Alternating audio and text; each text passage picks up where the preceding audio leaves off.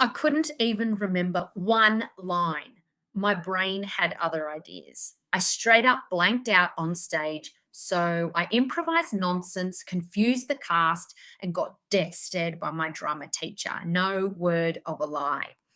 I didn't know it back then, but that was my undiagnosed neurodivergent brain doing its best. If only I'd known that my blank mind wasn't failure, but wiring. My brain was only trying so hard, but it just couldn't. But alas, you don't know what you bloody don't know. Safe to say, my teacher well and truly decided I'd made a mockery of her grand year 8 performance. As the current mum of a year 8, I wish I could have told year 8 me, it's okay, be chill, it's not that deep. But as I stood there, stage lights ferociously highlighting my mental blank, completely unaware of my neurodivergent brain, deeply embarrassed and ashamed of my inability to recall and deliver just one line, I was swallowed whole by humiliation, made worse by the look on my drama teacher's face. The disappointment, the frustration, the agitation as she stared me down for improvising lines that had absolutely nothing to do with the scene and went on to confuse all my fellow actors. Unfortunately, though, these types of situations in my youth were a regular occurrence. I also vividly remember crying my way through every single primary school math lesson. Back then, I didn't understand that math class wasn't just hard for me, it was demoralizing. Every lesson hit like a wrecking ball, demolishing me a little more each time. My only memories of those 6 years of primary school math are feeling inadequate, like a failure, like I was hopeless, like dumb, stupid. One memory is burnt into my brain like it was yesterday. Face buried in my math book as I flooded the grid lines with tears, I heard the teacher turn to the boy sitting next to me, who, by the way, was a math whiz, and ask, "Why is she crying?" To which he scoffed, "She does this every time." The shame I felt in that moment could have been felt from the moon.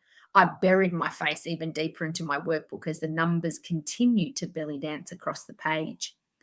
But how was I meant to know that my brain wasn't wrong? It was just wired different, overwhelmed and trying its best to fit the box. The fact that my neurodevelopmental conditions were not picked up back then led to learning the hard way, not just in school, but followed all the way into adulthood like a bad smell I couldn't outrun. By the time I was finally diagnosed at the tender age of 37, I'll be honest, I went through a serious phase of being angry. Angry at the schools, angry at teachers, the professionals, my parents, doctors, the system. But to be fair, it was the late 80s, and it was the Catholic education system, and it was Canberra. Moving from blame to balanced compassion wasn't easy, but it helped me process that it was a time in history when ADHD was considered a boy's condition. And if you had dyslexia, they'd hand you some funky coloured glasses and call it a day. As for dyscalculia, that wasn't even on the radar. Neither were its extended family members: dyspraxia, dysgraphia, dysphagia, executive function disorder, or social communication disorder. And as for autism spectrum disorder, well, let's not forget the 2016 incident where a Canberra public school literally caged an autistic student. Double facepalm, mate. My journey, chaperoned by my brilliant neurodiverse brain, brought me plenty of fun and amusement growing up, alongside wounds that have taken a lifetime to process. And then, as if that wasn't enough, year 8 decided to really put me through it. That was the year I was hit with glandular fever, induced fatigue, and anemia. I was bedridden for almost a month, which meant missing out on the big Sydney school camp. I was devastated, especially because we were set to visit the Hyde Park Barracks, a World Heritage Site that had once been a convict settlement, and it was later a women's immigration depot and asylum. And as every Maritchi College girl at the time insisted, haunted. Even though the whole thing sounded kind of morbid, I loved that shit back then. So you can imagine the rage and crash out performance after I get told I had to sit that one out. Stark contrast to nowadays, where I'd run in the opposite direction of such an immersive experience and would even pay not to attend for obvious reasons. But alas, it was not meant to be. Instead of making camp memories, I was left with a shittier souvenir, one that would stick with me for the next 30 years. The reality that my health struggles were far from over and probably only just beginning, and that they would be chronic and relentless for my entire adult life. But how on earth does one go 37 years undetected as having ADHD, autism, dyscalculia, chronic bouts of crippling depression, stress-induced Tourette's, I hear you ask? Well, you and me both, mate, because I'd sure love to know as well. I've put it down to shit happens. And boy, did shit happen. Life got tough. My brain started to feel like an old friend who'd partied way too hard in their youth, someone I knew and loved and who loved me back, but whose vague and scattered interactions screamed of red flags. But let's get real. It wasn't just not optimal, it was a living nightmare on repeat. I tried so hard to normal, but every task, every basic daily activity felt like climbing Everest in thongs. And then there was my complicated relationship with numbers. Not just that they'd disappear, reappear, and shapeshift into something completely different at any given moment. No wonder numbers and I had major trust issues.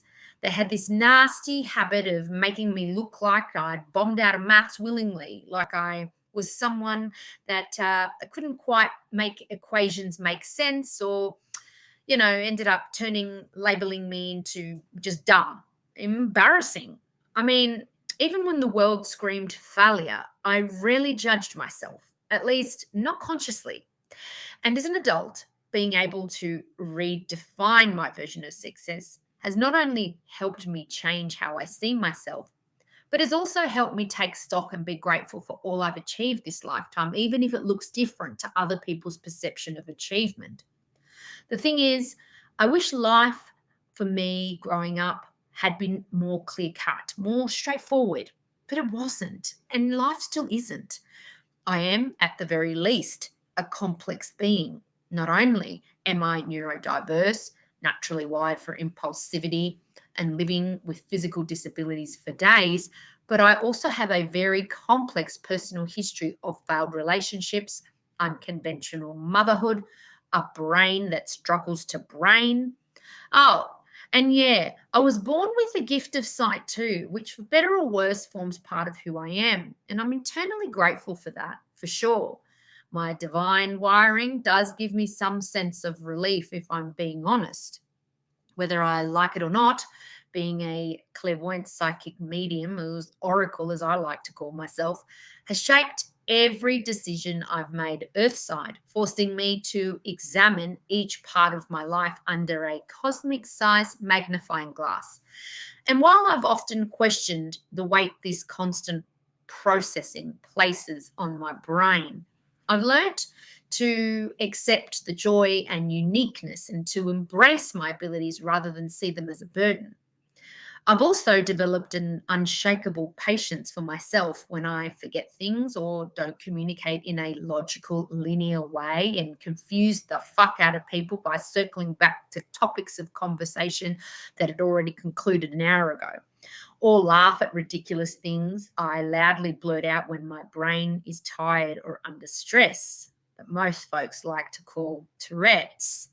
Over time, I've come to understand that I'm not my brain or my body. I am the consciousness that loves them both. My essence has always been steady, even when my brain wasn't braining, and remains whole, even when the mind glitches or the body breaks down. Looking back now, I can see that my year 8 brain wasn't broken, it was brilliant, running on a different operating system. What once felt like failure has become the foundation of my freedom, because when you stop trying to fit the mold, you finally make space to become who you really are.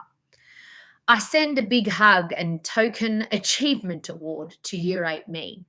You know, the kind, the ones that you would get for being super at anything other than academic excellence or outstanding sporting success. And while we're at it, I send an even bigger XOXO to my year 8 drama teacher via Harry Potter Howler, delivering its biggest middle finger salute.